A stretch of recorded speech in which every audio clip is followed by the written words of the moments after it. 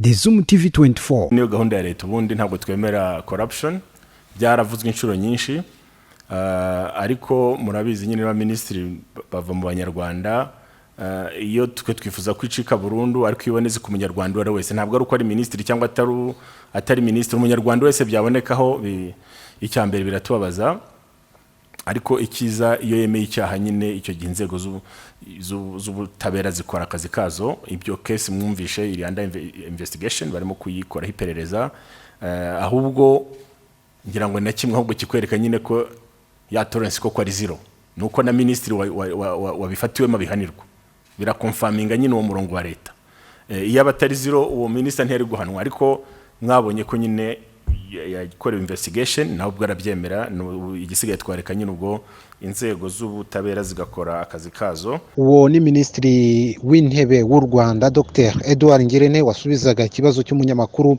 warumubajije kubigendanye no kuba wahoze ari Minisitiri Bamporiki Edouard ubu none hakurikiranweho ibyaha bya ruswa n'igisobanuro bitanga.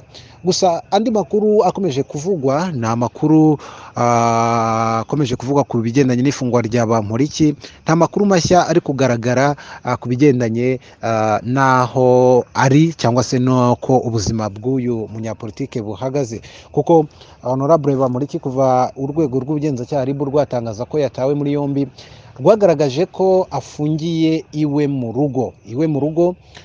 Abantu benshi rero bari kwibaza niba koko kuva igihe RIB yatangarije ko Bamporiki yakurikiranweho ibi byaha byiza ndonke n'ibyaha bya ruswa yaba agifungiye mu rugo cyangwa se hari andi makuru wenda ataramenyekana akaba yarashyikirijwe wenda cyangwa se yarafungiwe ahandi hantu hatari mu rugo. Kuko niba mubyibuka neza ingingo yo gufungira bwana Bamporiki mu rugo yateje impaka yaba ku mbuga nkoranyambaga, abantu benshi batandukanye ntabwo bayivuzeho rumwe ku buryo hari n'abageze ku rwego rwo kuvuga ko aramutse koko afungiye mu rugo akazakomeza gufungishwa ijisho byaba ari ubusumbane mu butabera, bakabishingira ku ngingo yo kuvuga ko wenda ubutabera bushobora kuba bwaramutinye kuko ari Minisitiri. Gusa hakaba abandi nabo batari bake nabo bagaragaje ko kuba Bamporiki afungiye mu rugo nta kibazo bikwiriye gutera, cyane cyane ko bo babishima bakagaragaza ko ari intambwe nziza yabitangiye guterwa mu butabera bw'u Rwanda yo kumva ko noneho umuntu wese ukoze icyaha feri ya mbere idakwiriye kuba kumushyira muri gereza, ahubwo ashobora no gukurikiranwa ari hanze y'ubutabera kandi ubutabera nabwo bugatangwa budacagase. Gusa kubakoresha imbuga nkoranyambaga nk'abari badashyigikiye ingingo y'uko bwana Bamporiki yafungirwa iwe mu rugo babishingira ku kuba bamwe ngo mu bantu bakora ibyaha cyangwa se ab'ubutabera bukunze gukurikirana mu gihe urwego rw'ubugenzacyaha RIB rukigukurikirana, ni ukuvuga ngo abo twakwita rubanda rugufi bahita bafungwa, waba wibye igitoki cyangwa se waba wibye insinga z'amashanyarazi. Turabizi ko hari abo tujya tubona cyane cyane urwego rw'ubugenzacyaha rwerekanye abantu ngo bakurikiranweho ibyaha runaka, ni ibyaha bitoya ugereranyije n'ibyo bwana Minisitiri Bamporiki yakoze, ariko bagahita bafungwa ako kanya, ndetse na dosiye zabo rimwe na rimwe twagiye tubibona mu mibare ukabona ko zitinda no kuburanishwa ku buryo umuntu ashobora no kumara igihe kinini ataraburana. Ibyo rero abadashyigikiye ko Bamporiki Edouard afungirwa mu rugo bakagaragaza ko mu gihe yafungirwa mu rugo byaba ari ishusho igaragaza ko bamutinye kubera ko ari Minisitiri. Gusa ku rundi ruhande wabisesengura ukabona ko ababivuga nabyo umuntu atapfa kubyemera gutyo gusa, kubera ko ntabwo Bamporiki Edouard ari we muntu ukomeye cyane mu Rwanda waba ugiye gufungwa ku buryo umuntu yavuga ko ubutabera bw'u Rwanda bwamutinye, RIB yamutinye ku buryo noneho ifashe umwanzuro wo kuvuga ngo uyu ni Minisitiri ntabwo twamufunga, reka tumufungire mu rugo. Kuko hari ingero nyinshi z'abantu bakomeye banarenze Bamporiki bafunzwe kuva kuri general, ingero murazizi, ndetse no kugeza kuri ba Minisitiri bari ku rwego rumwe wenda na Bamporiki Edouard bari banamurenze. Isaac Munyakazi yari Minisitiri yarafunzwe, Minisitiri w'intebe Dr Damien yarafunzwe, ndetse icyo gihe ubutabera butangira kumukurikirana, bwanatangiye kumukurikirana afunzwe kugeza ahawe imbabazi na Perezida wa Repubulika y'u Rwanda Paul Kagame yari agifunze. Kuri iyo ngingo rero yo kuvuga ko Bamporiki Edouard ashobora kuba afungiye mu rugo kubera ko ubutabera bwamutinye, kubera ko ari minisitiri, iyo ngingo nayo ukumva ko yaba itumvikana neza. Gusa ku zindi mpungenge, abashyigikiye ko wenda agomba kuburana cyangwa agomba gukurikirana afungiwe muri kasho, nabo umuntu ntabwo yazirenza ingohe, cyane cyane ko amategeko y'u Rwanda arasobanutse kandi agaragaza ko nta muntu uri hejuru y'amategeko. Niba koko umuntu yiba inkoko cyangwa umuntu yakira ruswa, kuko reka tuvuge ibyaha bya ruswa Bamporiki akurikiranweho ni ibyaha bya ruswa. Twagiye tubona ingero nyinshi, abafatirwa mu cyuho bari guha abapolisi ruswa bagahita bafungwa ako kanya bakibafata. Tujya tubona abantu benshi bagiye bafatwa bagiye gutanga ruswa mu manza bagahita bafungwa bagakurikiranwa bafunzwe. Umuntu akibaza rero ngo niba abo bantu barafunzwe ku munsi wa mbere bakibafata bagatangira gukurikiranwa mu butabera, kubera iki minisitiri ubwe uniyemerera ko nawe yakiriye indonke? Nubwo kubyemera ari kimwe, ariko no kubyemera imbere y'urukiko nacyo ni ikindi, kuko ashobora kubyemera. Tujya twumva ni ingero nyinshi zifatika, ukumva umuntu bamufashe bamubaza ati ibi bintu warabikoze, imbere y'itangazamakuru akabyemera, ariko yazagera imbere mu rukiko ati ntabwo mbyemera, ibi bintu rwose narahatirijwe kugira ngo mbyemere. Ariko ingingo isobanutse aha ni imwe ku bantu wenda bavuga ko Bamporiki yari akwiriye nawe kuburana afunzwe. Ni ikintu cyagaragaza koko ko ntawe uri hejuru y'amategeko. Gusa hatirengagijwe ikindi gice cy'abantu bavuga ko nabwo kuba afungiye mu rugo biramutse bikomeje ntibikorerwe Bamporiki gusa, yaba ari intambwe nziza y'ubutabera bw'u Rwanda itewe yo gutuma abantu benshi badashirira mu magereza. Kubera ko ntekereza ko ubutabera na politiki nziza y'u Rwanda ntabwo ari ugufunga abantu benshi, ntabwo ari ugufunga abantu benshi, ntabwo ari bwo butabera, ahubwo hagomba gufungwa koko ukwiriye gufungwa. Niba umuntu yibye igitoki ntabwo ukwiriye guhita ujya kumufunga, kuko uwo muntu wibye igitoki ntashobora kuzatoroka ubutabera. Ntekereza ko rero biramutse biri muri uwo muryo wo kuvuga ngo ubutabera cyangwa se urwego rw'ubugenzacyaha RIB rwizeye ko Bamporiki atazatoroka ubutabera, reka tumufungire mu rugo, ibyo nabyo ntabwo umuntu yabigaya. Mu gihe rero bizakorwa no ku bandi nabwo bakavuga ngo runaka turabona koko dukurikije uburemere bw'ibyaha yakoze adashobora gutoroka ubutabera, nawe reka tube tumufungishije ijisho, ibyo byaba ari byiza. Kubera ko ntekereza ko byazafasha cyane cyane mu kugabanya ubucucike tubona mu magereza. Raporo nyinshi za komisiyo y'uburenganzira bwa muntu zigaragaza ko hakiri ikibazo cy'ubucucike mu magereza yo mu Rwanda.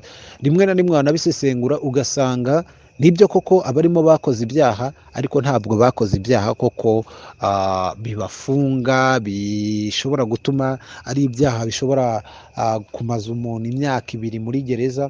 Nk'ubu ushobora gusanga muri gereza hari abantu bafungiye bamaze imyaka 2 muri gereza. Ni urugero, ntabwo ndakora ubwo bushakashatsi ngo mbirebe, ariko nubigenzura neza uzabibona, ugasanga amaze imyaka 2 ataraburana. Iyo myaka 2 arayimaze, najya kuburana azaburana atsinde abumwere, kandi amaze imyaka 2 afunze. Ugasanga rero n'icyo gitekerezo cyo kuvuga ngo wenda bihere kuri Bamporiki afungishwe ijisho, afungishwe ijisho kuko nta byaha bikomeye cyangwa se kuko nta mpungenge zihari z'uko yatoroka ubutabera. Iyo ngingo cyangwa se umushinga ukomeje no ku bantu bose, umuntu abona adashidikanya ko byazatanga umusaruro mwiza ku bigendanye n'ubutabera. Gusa icyo umuntu yavugaho kugeza ubu nubwo nuko aho Bamporiki ari ntabwo hazwi, umuntu ntabwo yamenya ngo ese aracyafungiye mu rugo. Niba afungiye mu rugo se abayeho ati? Arinzwe na polisi, arinzwe na daso, arinzwe n'abasirikari, arinzwe n'abandi. Umutekano RIB yizeye gute ko Bamporiki atatoroka? niba koko ibyizeye ese byakorwa gute na ku bandi kugira ngo niba naka yakoze icyaha icyaha gikomeye cyangwa se icyaha cyorohejwe ayo mahirwe nawe ayahabwe yo gufungirwa mu rugo. Tekereza ko niba banagufungiye mu rugo uko bisa kose hari n'ibyo bakubuza, hari aho udakwiriye kurenga, hari aho ukwiriye kurenga, hari ibyo ukwiye gukora n'ibyo udakwiye gukora. Ese ntekereza ko ari ikiganiro umuntu akwiriye kuzagirana na RIB. Afungiye mu rugo afunzwe ati, yemerewe iki ntiyemerewe iki? Ese mu rugo akoresha telefone ntayikoresha? Ese mu rugo areba amakuru? Ese mu rugo areba ibyo abanyarwanda batekereza kuko yahemukiye sosiyete? Areba televiziyo, afite ubwo burenganzira bwose nk'umuntu uri mu rugo, cyangwa se afunze yambaye amapingu mu rugo iwe, cyangwa mu rugo aridegemvya? Ibyo bintu byose rero ntekereza ko ni ibibazo abantu benshi bafitiye amatsiko, ariko ntekereza ko ku rundi ruhande urwego rw'ubugenzacyaha wenda ruticaye vuba aha, ubwo abantu benshi batangiye kwibaza ati ese Bamporiki aracyari mu rugo, aracyafungiye mu rugo, bisaba igihe kingana iki? Ni ryari bafungira umuntu mu rugo akamaramo, aba yemerewe kumaramo igihe kingana iki? Nyuma yaho se bizagenda gute? Ayo twese ni amatsiko dufite yo kuzamenya ngo bizarangira gute. Minisitiri rero w'intebe we akaba amaze kuvuga ko nk'uko mumaze kubyiyumvira nta muntu uri hejuru y'amategeko. Ijambo yavuze rinakomeye ririmo, yanavuze yanashimangiye, yavuze ngo aba ba minisitiri, twe ba minisitiri tuva mu banyarwanda. Ba minisitiri rega ntabwo ari ibimanuka, ntabwo ari abandi bantu baturuka ku wundi mubumbe ku buryo badashobora gukora ibyo byaha. Ahubwo biroroshye ko umunyarwanda muto atakora icyaha, kuko hari ibyaha rimwe na rimwe biba bisaba kubikora ari uko umuntu yishoboye. Buriya ntabwo wambwira ngo umuntu agiye kurya ruswa ya miliyoni 50 ari umuhinzi w'ibijumba. Reka ntabwo bishoboka. Urya ruswa ya miliyoni 50, ya miliyoni 100, ya miliyari 5 n'undi asanzwe akora muri iyo mishinga ibamo ayo mafaranga. Rero kuba minisitiri ubwe yakora icyaha nk'icyo cya ruswa, ni umunyarwanda, ni umuntu na kamere, hakazamo n'ikintu cya kamere, kuko hari n'abantu wenda baba bafite iyo mico muri kamere, ariko byonyine kuba yakora iryo kosa ntabwo kuvuga ngo umuntu ari minisitiri ngo nuko ngo bafite ubunyangamugayo hari aho wenda bugera bugashira. Cyo kuba ari umuntu rwose ni umuntu, nicyo umuntu yakomeza kuvugaho. Kandi akurikiranwe nka Bamporiki Edouard, ntabwo akurikiranwe nka minisitiri, akurikiranwe nka Bamporiki Edouard, umuntu mwirangamuntu. Iyo bazamubwira ngo ntabwo bazavuga ngo minisitiri Bamporiki, Bamporiki Edouard, ahubwo wenda bavuge ngo wari minisitiri runaka, niwe ukurikiranwe icyaha runaka. Ubwo rero ntekereze ko ubutumwa bwa minisitiri w'intebe busobanutse cyane cyane kuri kuba leta itazakomeza kwihanganira abantu banyereza cyangwa se bakoresha nabo umutungo w'igihugu, abantu bijandika muri ruswa. Cyane cyane ko uretse no kuba ruswa buriya abantu bagiye banabyumva neza, uretse no kuba ari icyaha gikomeye, ariko ruswa buriya igira ingaruka nyinshi cyane cyane ku bigendanye no guhindanya isura y'igihugu. Niyo mpamvu rero ubona inzego nyinshi ziba zarahagurutse kugira ngo ziyirwanye. Reka tuzireke rero zikore akazi kayo. Kugeza ubu rero icyo nakubwira nuko icyo wamenya nuko Bamporiki ni umwere imbere y'amategeko mu gihe urukiko rutaramuhamya iki cyaha. Ngaho rero nuko byari byitwaye. Uturakanda subscribe nako kamenyetso k'umutuku kanditseho subscribe, hanyuma ukajya ubona n'izindi video zitandukanye n'izindi nkuru n'ubundi busesenguzi utasanga ahandi. The ZOOM TV24, kanda aho hatukura handitse subscribe kugira ngo uzajye ubona n'izindi video utasanga ahandi. The ZOOM TV24.